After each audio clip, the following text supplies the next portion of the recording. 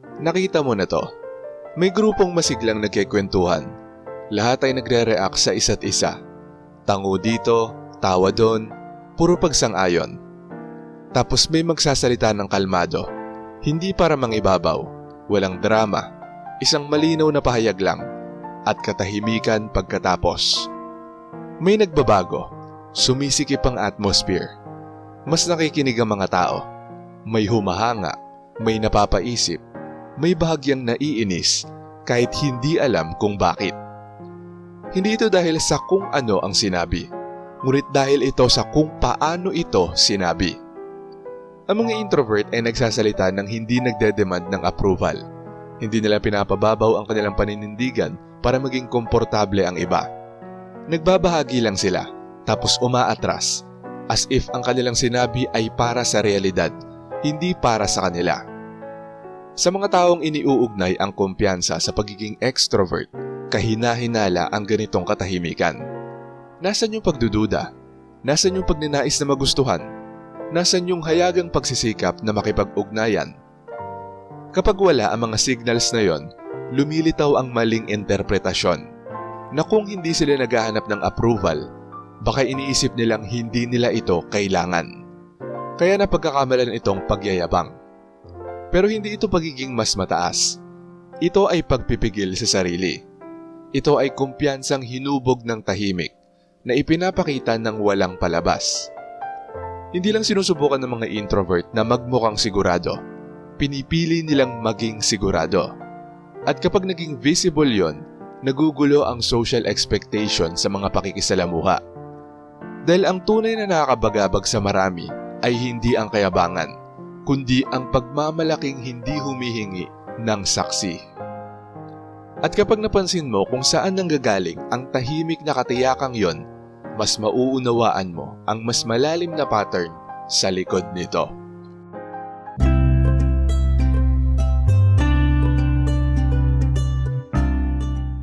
Number 1. May tiwala sila sa sarili kahit walang saksi. Maraming tao ang kumukuha ng kumpiyansa sa pakikisalamuha. Ang mga feedbacks, panghihikayat at pagsang-ayon ang nagpapalakas ng kanilang loob. Sa mga introvert, iba ang proseso. Ang pag-iisa ang kanilang testing ground. Dahil walang tuloy-tuloy na input, natututo silang maging tapat sa sarili, linawin ang isip at tiisin ang kawalan ng katiyakan ng walang agarang reassurance. Sa kalaunan, ang tiwala sa sarili ay nagiging kasanayan, hindi lang paniniwala. Kaya kapag sinabi ng introvert na, "Ako na ang bahala," hindi nila tinatanggihan ang tulong ng iba. Sanay lang silang mag-navigate ng mag-isa. Madaling mapagkamala na kayabangan ang pagiging independent. Pero hindi ito withdrawal. Ito ay stability. Simple ang kanilang ipinagmamalaki. Kaya nilang mag-rely sa kanilang sarili nang hindi hinihiwalay ang sarili sa iba. Ang ganitong panloob na pundasyon ay hindi nakadepende sa approval. At kapag walang palitan ng pagtiyak, may ilan na nakakaramdam na hindi sila kailangan. Kaya napagkakamalang ang pagiging kalmado ay kayabangan, hindi kakayahan. Ngunit simula pa lang ito, may isa pang katangiang mas binabago kung paano tumatakbo ang mga pag-uusap, at kapag napansin mo na, makikita mo ito kahit saan. Number 2, pinipili nila ang lalim kahit nakakagulo sa ginhawa. Para sa mga introvert, ang mga pag-uusap ay paggalugad. Hindi lang basta palitan ng mga salita. Nakikinig sila sa mga kahulugang lampas sa mga pahayag. Napapansin ang tensyon sa likod ng mga pagsang-ayon at hinahanap ang linaw kaysa sa bilis. Kaya imbes na mabilis, eksakto silang sumagot. Imbes na manatili sa ibabaw, dinadala nila sa may laman. Imbes na palakihin ang emosyon, pinapakalma nila ito. Sa iba maaaring magmukhang kayabangan ito. Hindi agresibo, sadyang totoo lang. Hindi nila kinokomplikado ang usapan. Binabawasan nila ang ingay. Mas mahalaga sa kanila ang linaw kaysa sa bilis at ang saysay kaysa sa porma. Kapag nakikilahok sila, talagang naroroon sila, hindi lang sumasang-ayon. Dahil dito nag-iiba ang damdamin ng interaksyon. Humihina ang mga pakitang tao, lumalalim ang mga pagdinilay. Ang lalim ay nag-aalis ng distansyang pananggalang ng mga tao sa sariling isip. Hindi nila pinipilit ang iba. Nananatili lang sila ron. at nagbabago na ang himig. Mukha itong pagsusuri sa iba kahit walang paghusga. At madalas na hindi nauunawaan na tahimik nilang pinoprotektahan ang kanilang enerhiya habang nananatiling totoo. At yon ang tunay na nagbubunyag ng epekto nila sa ibang tao. Number 3. Tahimik pero non-negotiable ang kanilang mga boundaries. May mga taong mahaba kung magpaliwanag ng mga limitasyon, humihingi pa ng paumanhin o nakikipag-ayos tungkol dito. Ang mga introvert, iba ang paraan. Tahimik nilang itinatakda ang mga hangganan at kumikilos ayon dito. Tumatanggi sila sa mga imbitasyon ng walang drama. Umaalis sila sa mga nakakapagod na sitwasyon ng walang galit. Hindi nila ginagawang pakiusap ang kanilang limitasyon. Para sa iba, kakaiba ito. Parang pagiging mayabang. Madalas kasing ituring na tanda ng malasakit ang laging pagiging available. Kapag nabawasan ito, nag-aalala ang iba. Pero para sa mga introvert, ang pag-iingat ng enerhiya ang susi sa pagiging tunay. Kapag na-preserve ang energy, mas totoo ang presensya. Hindi nila ipinagmamalaki ang paglayo, kundi ang pagpipigil sa sarili. Hindi nila iniuugnay ang kabutihan sa pagkaubos. Pinoprotektahan nila ang sarili para kapag naikibahagi sila, may saysay at sinadya. Ang nakakaalarma sa iba ay hindi ang hangganan, kundi ang katahimikan nito. Walang halatang guilt, walang depensa, walang pagpapalambot. Tahimik lang nilang pinapakita na pwedeng unahin ang sarili ng walang tensyon. At kapag malinaw ang hangganan, kapansin-pansin din kung gaano sila katiyak magsalita kapag pinili nilang magsalita. Number 4, nag-iisip muna sila bago magsalita at tinutupad ang mga sinasabi. Sa fast pace ng mga pag-uusap, napagkakamalang kumpiyansa ang bilis. Ang agarang sagot ay tila katiyakan. Ang tuloy-tuloy na pagsasalita ay tila pakikilahok. Binabago ito ng mga introvert sa pamamagitan ng paghinto. Pinoproseso muna nila sa loob bago magbahagi. Sinusuri at nililinaw ang ideya bago ilahad. Kapag nagsalita sila, hindi sila naghahanap ng ideya. Naglalahad sila ng konklusyon. Nagbabago ang daloy ng usapan. May bigat ang mga salita dahil sinasadya ang pagdating. Maaaring mabasa ito ng iba bilang paglayo o kayabangan. Pinupunan ng projection ang katahimikan. Inaakalang may pagsusuri kapag may pagdinilay. Hindi nagtatago ng opinyon ang mga introvert. Pinangangalagaan nila ang accuracy. Ipinagmamalaki nila ang pagkakatugma, ang pananatiling tapat sa iniisip. Hindi nila ginagamit ang wika bilang pampuno. Ginagamit nila ito bilang pagpapahayag. Kakaiba ang epekto. Kaunting salita, mas malakas ang dating. Mas kaunting presensya, mas malinaw. At ang likas na linaw ay nakakaasiwa sa mga sanay sa padalos-dalos na pagsasalita. Kapag sinadya ang pananalita, bumabagal ang ugnayan. Kapag bumagal ang ugnayan, tumitindi ang kamalayan. At kapag tumitindi ang kamalayan, may banayad na nagbabago sa nagmamasid. Ang komportabling katahimikan ay hindi lang pagpipigil. Ipinapakita nito ang malalim na ugnayan sa pag-iisa na bihirang makamtan. Number 5, komportable sila na mag-isa nang hindi nakakaramdam na kulang. Para sa marami, ang pag-iisa ay interval lang ng pakikisalamuha. Isang pahinga na kailangang lampasan. Sa mga introvert, iba ito. Hindi ito kawalan. Ito ang kanilang kapaligiran. Dito tumitibay ang atensyon, lumalalim ang pag-uusisa at tuloy-tuloy ang pag-iisip. Nakakabasa sila ng walang sagabal. Nakakapagmuni-muni sila ng walang pagmamadali. Nakakalikha sila ng walang tagapanood. Ang panloob na buhay nila ay hindi substitute ng koneksyon. Isa itong kapantay na paraan ng pakikibahagi. Kapag hayagan nila itong ibinabahagi, hinahamon nila ang paniniwalang kailangan ang panlabas ng pakikilahok para maging ganap. Tahimik ngunit matatag ang tiwala nila sa sarili. Hindi nila kailangan ang tuloy-tuloy na stimulation para makaramdam ng sigla.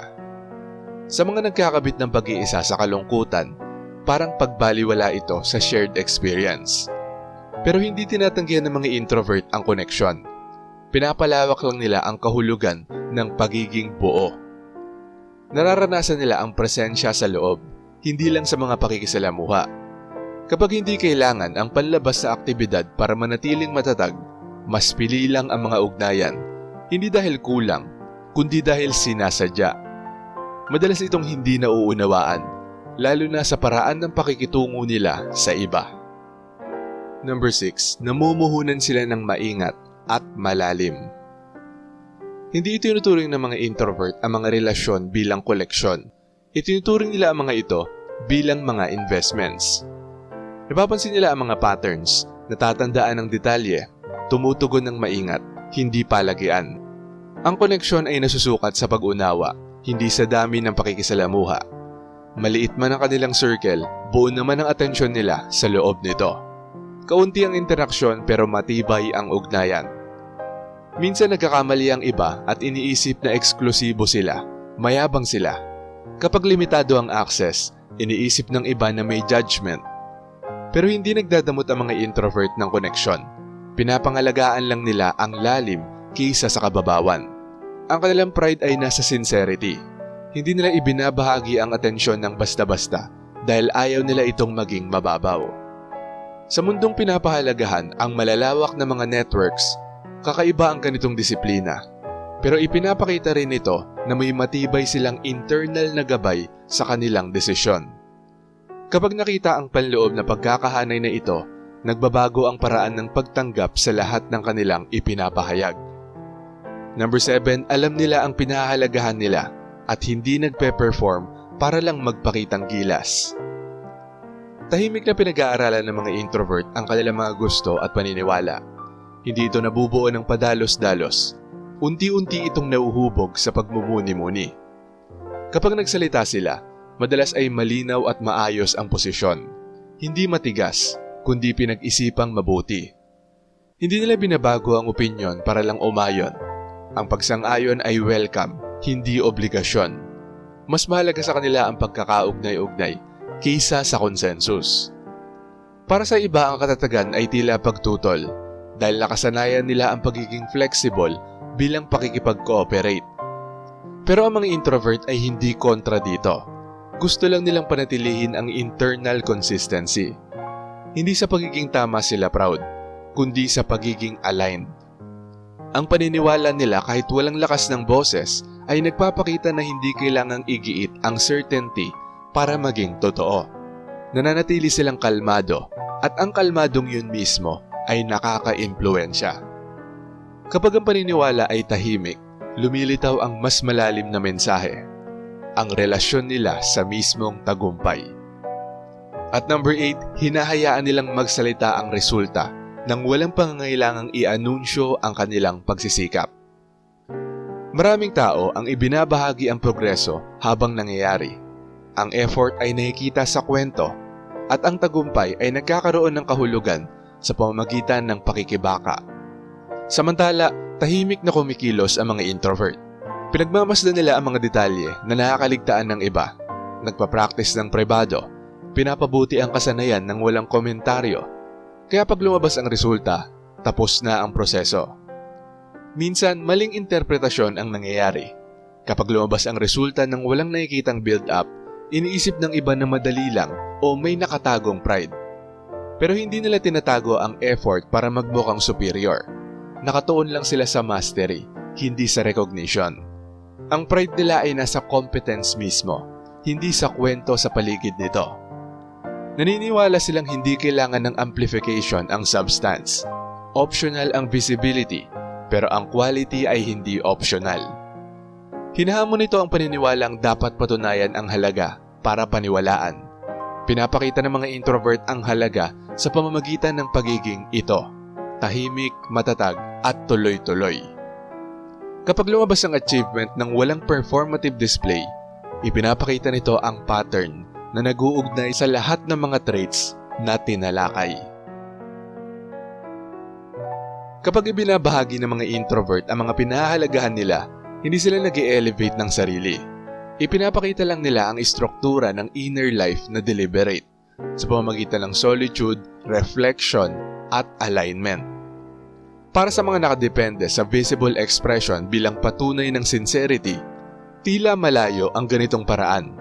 Para sa mga nag-uugnay ng confidence sa display, ang contained certainty ay provocative. Pero consistent ang pattern sa bawat trait. Naniniwala ng walang pagpapakita, nakakakonekta ng hindi sobra, nakakakomit ng tahimik, at nagtatagumpay ng hindi nagkikwento. Hindi sinusubukan ng mga introvert na magmukhang kumpleto. Hindi nila pinapakita na kailangan ng permiso para maging buo.